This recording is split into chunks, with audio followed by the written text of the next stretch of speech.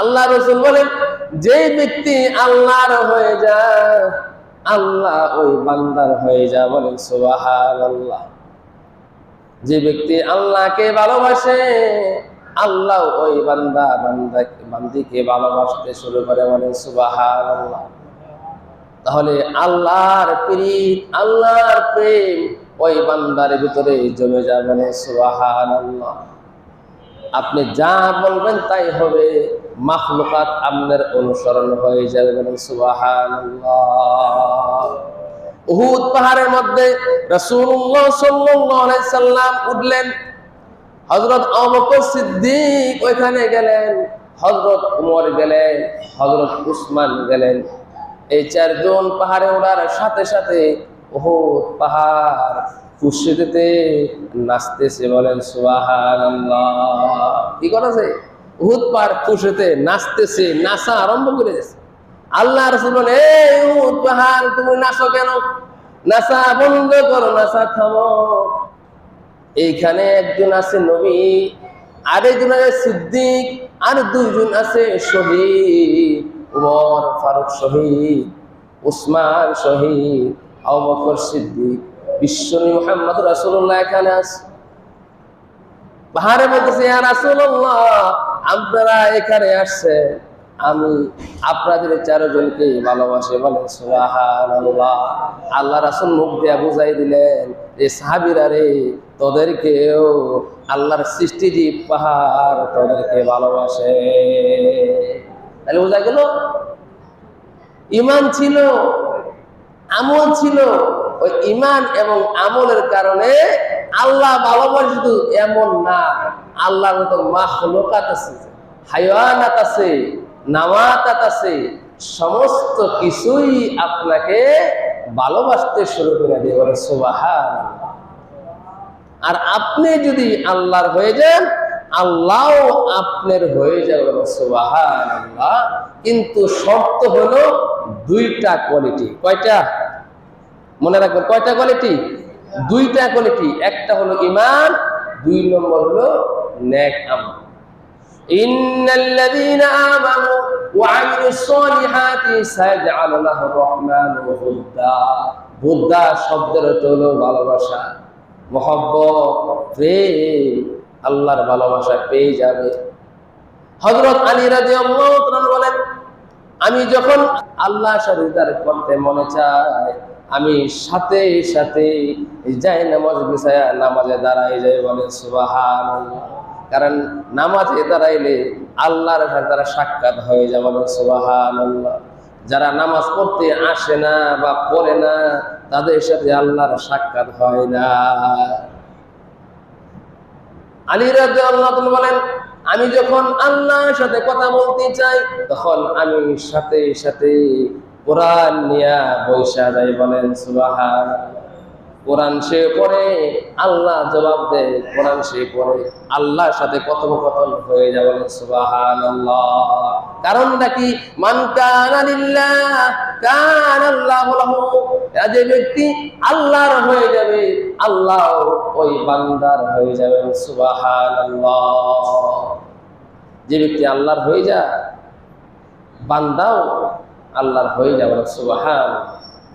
আমাদেরকে আল্লাহ পাক ভালোবাসে না, মুহাব্বত করে না, প্রেম জমে না আল্লাহর সাথে। কারণ আমরা আল্লাহকে ভালোবাসতে পারি না, আমরা আল্লাহকে মুহাব্বত করতে পারি না। আমাদের এই কোয়ালিটির ভিতরে সমস্যা আছে, কোয়ালিটির ভিতরে অসুবিধা আছে। এই জন্য আল্লাহ তাআলা আমাদের কথা শুনে না, এই জন্য আল্লাহ তাআলা আমাদের কথা বুঝে না। আল্লাহ কি এমন জিনিস নাই যে বুঝে না? সবই তো বুঝে, কিন্তু আসলে আল্লাহ তাআলা ভালোবাসার পাত্র হতে পারি নাই, ভালোবাসার পাত্রী হতে পারি নাই। আমাদের হৃদয়ের ভিতরে শুধু আছে ক্ষমতার দাপট কিভাবে অর্জন করব। আমাদের অন্তরের মধ্যে শুধু আছে আমার টাকা কিভাবে বেশি হবে। আমাদের হৃদয়ের ভিতরে আছে এটা যে আমি ওর থেকে কিভাবে বেশি টাকা হবো। এটা এটাই তো অন্তরের মধ্যে। অথচ আল্লাহ রাসূল বলেন, ইন্নাল্লাহা লা ইয়ানজুরু ইলা সুওয়ারিকুম ওয়ালাকিন ইয়ানজুরু ইলা কুলুবিকুম। আমি হৃদয়ের দিকে তাকাই থাকি। হৃদয়ের মধ্যে কি আমি আছি কিনা এটা আমি দেখি। অনেকেই কও তুমি কি অবস্থায় আছো? তারে আমি বেড়া 3টা ছেলে বিদেশে থাকে, মালয়েশিয়া, ইটালি।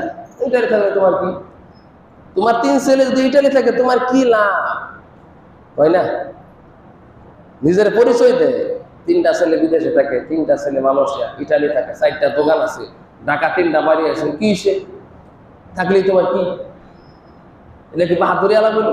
এটা কি কোনো পরিচয় হলো? এটা কি তোমার পরিচয়?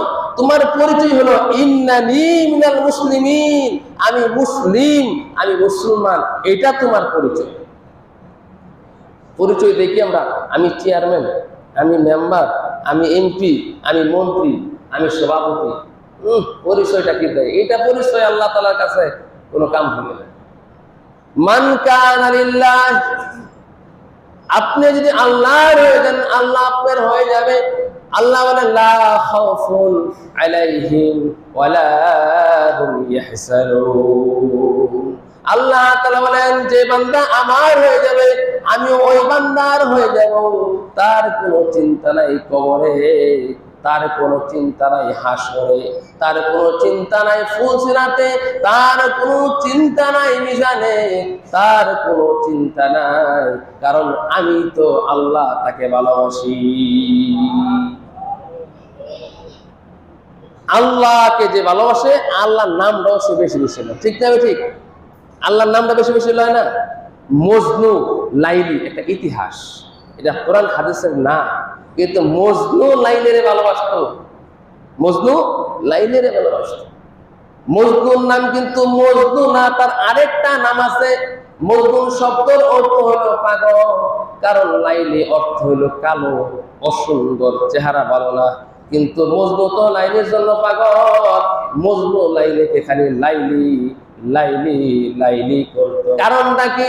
সেই লাইলিকে ভালোবাসে, এই জন্য লাইলির নামটা বেশি বেশি মজনুর বাসায় যদি একটা কুকুর হাঁটাছাড়া করতো, সেই কুকুরের পা এই মজনু দইরা চুমা খাইতো। মানুষে জিজ্ঞাসা করতো, এই পাগল, এই কুকুরের চুমা তুমি কেন খাও? মজনু বলতো, আমি তো পাগল না, পাগল তো তুমি, কারণ আমি তো কুকুরের চুমা খাই না, আমি চুমা খাই আমার লাইলি যেই জায়গায় বৈশা থাকতো ওই জায়গায় এই কুকুরটা হাঁটাছাড়া করতো। আমি যদি কুকুরের চুমা খাই, পা চুমা খাই, তখন আমি আসলে লাইলিকেই চুমা খাই, কারণ মুহাব্বত তার লাইলির জন্য মজনুর অন্তরে বেশি ঢুকে গেছে। আপনারা যদি আল্লাহকে মহব্বত করেন, ভালোবাসেন, আল্লাহর নামটাও আপনি বেশি বেশি জিকির করবেন, আল্লাহ আল্লাহ, সুবহানাল্লাহ, আলহামদুলিল্লাহ, আল্লাহু আকবার। কারণ মজনু লাইলির জন্য পাগল, আপনি ওই আল্লাহর জন্য পাগল, আর আল্লাহর নামটাও আপনি বেশি বেশি লবেন, তাহলে আল্লাহ তাআলা আপনাকে ভালোবাসবেন। সুবহানাল্লাহ। বাদশা বলে, এই মজনু, তুই লাইলির জন্য তুই এত পাগল হয়েছিস কেন? কারণটা কি? লাইলি তো ভালো না, অসুন্দর, কালো, বিশ্রী চেহারা, কারণটা কি? কিন্তু মজনু বাদশাকে বলে, এ বাদশা, আমার চক্ষু কাইটা যদি আপনার চক্ষু লাগাই দেওয়া হয়তো, তাহলে আপনি ঠিকই লাইলের সুন্দর দেখতে, কারণ মজনু লাইলির জন্য। ইউসুফ আলাইহিস সালামের জন্য পাগল ছিল জুলেখা, ইউসুফ আলাইহিস সালামের জন্য পাগল ছিল জুলেখা। এটা কোরআনের কথা, এটা হাদিসের কথা, এটা কোনো কিসসা না, কোনো কাহিনী না, ইতিহাস না, এটা আল্লাহর কথা। নবী ইউসুফ আলাইহিস সালাম, নবী ইউসুফ আলাইহিস সালামের জন্য পাগল ছিল জুলেখা। বাদশা আলীর স্ত্রী ছিল, কিন্তু ইউসুফ আলাইহিস সালাম জুলেখার জন্য পাগল ছিল না। কিন্তু ইউসুফ আলাইহিস সালামকে বিবাহ প্রথম করে নাই। ইউসুফ আলাইহিস সালাম যখন দেশের গভর্নর হলেন, বাদশাহ হলেন, ঘোড়া দিয়া চলতেছে, জুলেখা পাগল হয়ে জুলেখা বলতেছে, মুখে উচ্চারণ, ইউসুফ ইউসুফ ইউসুফ, কারণ ইউসুফকে জুলেখা ভালোবাসে। তাই ইউসুফ আলাইহিস সালাম তার বাহিনী ঘোড়া দিয়া যাইতেছে, দেখছে একটা মহিলা রাস্তায় পাহাড়ের কিনারে পড়ে আছে। যা দেখলেন কানের কাছে ডাকতেছে, ইসুফ ইসুফ ইসুফ ইসুফ। চিনা ফেললেন, এটাই তো জুলেখা, যে জুলেখা আমার জন্য পাগল হয়ে গেছে, এই তো আমাকে ইসুফ ইসুফ করতেছে। লাস্টে ইসুফ আলাইহিস সালাম ওই জুলেখালে বিবাহ করেছে, বলে সুবহানাল্লাহ। আল্লাহ মিলন ঘটাই দিছে। ঠিক তেমনি ভাবে আল্লাহ বলেন, ইন্নাল্লাযীনা আমানু ওয়া আমিলুস সলিহাতি সায়াজআলু লাহুমুর রহমানু হুদ্দা। যে বান্দা বান্দির ভিতরে দুইটা কোয়ালিটি থাকবে, একটা হলো ঈমান, দুই নম্বর হলো নেক আমল। এই দুইটা কোয়ালিটি যদি কোনো বান্দা বান্দির ভিতরে থাকে, তাহলে আমি আল্লাহ তো ভালোবাসি এবং সমস্ত মাখলুকাত ওই বান্দাকে ভালোবাসে। সুবহানাল্লাহ। শাহজালাল রাহমাতুল্লাহ আলাইহি সুরমা নদী পার হয়ে ওই গোবিন্দকে ধ্বংস করেছেন। সে কি পরিচয় দিয়েছিল? সে পরিচয় দিয়েছিল, আমি আল্লাহর বান্দা। সুবহানাল্লাহ। সুরমা নদী পার হয়েছে কেমনে? তার ঈমান ছিল মজবুত, তার আমল ছিল মজবুত। এই দুইটা কথা আল্লাহ তাআলা বলছে, দুইটা তার মধ্যে বিদ্যমান ছিল।